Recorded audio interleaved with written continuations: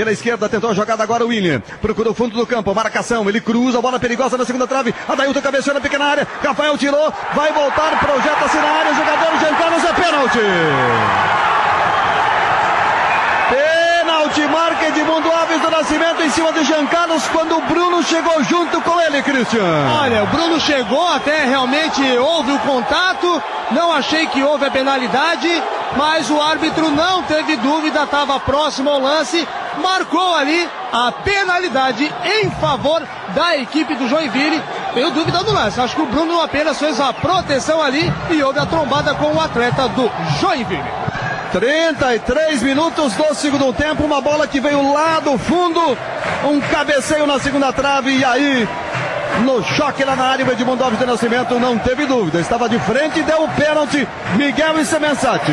Olha, muitos lances como esse fora da área ele não deu a falta e agora deu. Eu sou sincero, pra mim esse tipo de lance não é pênalti, só o árbitro brasileiro que marca. Pra mim é uma jogada normal. Não foi pênalti, o Bruno escorregou, caiu, jogador do Joinville caiu também, caíram os dois, pra mim não foi penalidade. Esse é o perigo do Edmundo Alves do Nascimento, caseiro!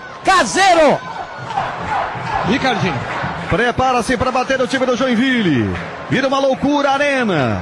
33,5 agora do segundo tempo. Ricardinho para bater o pênalti. Moreto está lá, é grandalhão. Esperança do torcedor do Avaí. Prepara-se Ricardinho para bater o pênalti para a equipe do Joinville. Partiu para a bola, olhou para o goleiro, colocou gol.